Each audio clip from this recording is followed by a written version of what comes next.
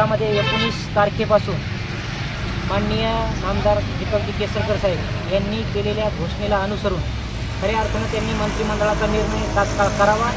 या मंत्रिमंडळाच्या निर्णयाचं रूपांतर शासन निर्णयात करून सर्व राज्यातील 63,000 शिक्षकांना 1 जानेवारी 24 असं त्यांनी बोललं, परंतु काल झालेल्या सभागृहातल्या घोषणेमध्ये दुरुस्ती करत त्यांनी 1 जूनपासून देतो असं सांगितलं। मग सभागृहात झालेल्या घोषणेचं रूपांतरण जोपर्यंत शासन निर्णयात होत नाही तोपर्यंत 19 तारखेपासून सुरू असलेले हे आंदोलन 31 तारखेपर्यंत जिल्हावाईज लावलेलं असून 30 तारखेपर्यंत या शासन निर्णयाचं रूपांतरण शिक्षकांच्या हातामध्ये पडलं नाही तर 1 ऑगस्टपासून मोठ्या संख्येने राज्यातील 63,000 बांधव आझाद मैदान येथे बेमुदत धरणे आंदोलन करणार असून जोपर्यंत शासन निर्णय हातात पडणार नाही तोपर्यंत आझाद मैदानावरील आंदोलन स्थगित केले जाणार नाही।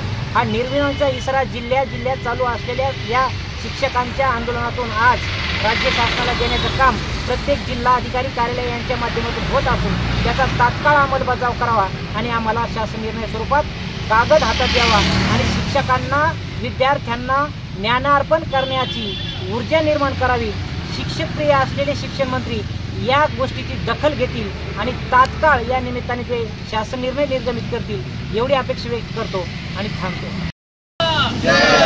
शिक्षक समन्वय संघाचा 100% अनुदान मिळालेच पाहिजे, 100% अनुदान मिळालेच पाहिजे।